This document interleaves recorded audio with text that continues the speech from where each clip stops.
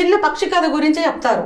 ఆ పక్షి ఏమంటే సముద్ర ఒడ్డులో పక్షి గుడ్లు పెట్టుకుంటూ ఉంటుంది. అక్కడే గూడు పెట్టుకుంది, అక్కడే గుడ్లు పెడుతుంది. అది గుడ్లు పెట్టిన తర్వాత వెంటనే సముద్రం వస్తుంది, ఆ గుడ్లన్నిటినీ తీసుకెళ్ళిపోతుంది అనమాట. అట్లా 3-4 టైమ్స్ జరిగింది. ఈ పక్షికి కసొచ్చేస్తుంది అనమాట. తిత్తివ పక్షి అని చెప్తారు దాన్ని. I don't know, it is a small bird it seems.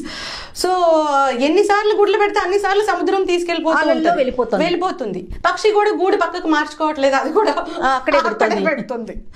So final గా మళ్ళీ సముద్రం తీసుకెళ్ళిపోయేటప్పటికి ఈ పక్షి చాలా కసి పెరిగింది అనమాట. ఏం చేసిందంటే, నా గుడ్లని నువ్వు మాటిగా తీసుకెళ్ళిపోతున్నావు, నీ మీద నేను దాడి చేయాలి, నేను మట్టితో కప్పేస్తాను అని చెప్పేసి ఈ పక్షి ఏం చేస్తుందంటే సముద్రంలోకి వెళ్ళి సముద్రంలోనే తడిచి మళ్ళీ మట్టి దగ్గరికి వచ్చి ఆ మట్టిని తన చుట్టూ చేర్చుకొని సముద్రంలోకి వెదిలిస్తూ ఉంటుంది అనమాట. దానికి దాని హస్బెండ్, ఈ 2 పక్షులు అవి చేస్తూ ఉంటాయి. అవి చేస్తుంటే మిగతా పక్షులన్నీ అడుగుతాయి, ఏంటి అంటే ఈ సముద్రాన్ని కప్పెట్టేయాలి మనం అంటారంట. ఇది స్టోరీ నేను విన్నాను, రేడియోలో విన్నాను. సో అట్లా అన్ని పక్షులన్నీ ట్రై చేస్తాయి అనమాట. ఇప్పుడు ఎక్కడి వరకు చైతన్యం వచ్చేస్తుంది అంటే, ఇది మన పక్షి జాతి, మనందరం యూనిఫై అయిపోవాలి, యునైటెడ్ గా అవ్వాలి, ఈ సముద్రాన్ని కప్పేయాలి. మన జాతిలో ఒక పక్షికి అన్యాయం జరిగిందంట, గుడ్లు తీసుకెళ్లిపోయిందంట. తర్వాత వాళ్ళకి అసలు రీజన్ కూడా తెలియదు, మన వాళ్ళకి అన్యాయం జరిగిందంటే. సో ఇది వెళ్ళి ఎక్కడి వరకు వెళ్తుందంట ఆ స్టోరీలో, గరుగ్మంతుడికి కూడా తెలుస్తుందంట. సో గరుగ్మంతుడు అనుకుంటాడంట, నేను పక్షిరాజుని, సో నేను కాపాడకపోతే ఎట్లాగా నా జాతిని అని చెప్పి గరుగ్మంతుడు కూడా వెళ్తాడంట. వెళ్ళి పెద్ద కొండలు తీసుకొచ్చేసి సముద్రంలో వేసేస్తాడంట. అప్పుడు విష్ణుమూర్తికి స్టోరీ అన్నమాట ఇది, బట్ మంచి మెసేజ్ కదండి.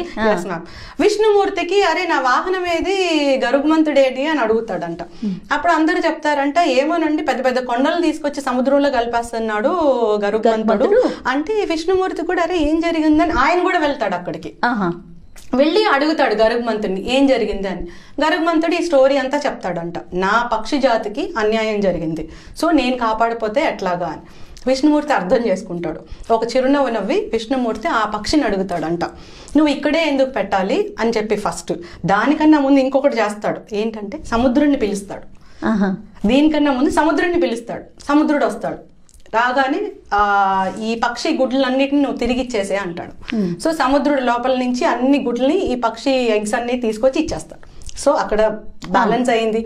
పక్షికి చెప్తాడు, నువ్వు ఇక్కడే ఎందుకు పెట్టాలి, దాని లక్షణం అది కాబట్టి నువ్వు దూరంగా పెట్టుకో, నీ గుడ్లు నువ్వు చక్కగా పొదుగు పిల్లలు చేసుకో అని చెప్పేసి అక్కడ బ్యాలెన్స్ చేసేస్తాడు.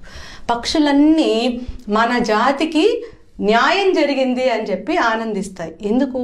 ఒక్క చిన్న తిత్తిబ పక్షి సంకల్ప బలము సముద్రుడినే బయటికి తీసుకొచ్చింది. విష్ణుమూర్తి కిందకు వచ్చారు, సముద్రుడు కిందున్న సముద్రుడు పైకి వచ్చాడు, పైన విష్ణుమూర్తి కిందకు వచ్చాడు. చిన్న పక్షి సంకల్పం.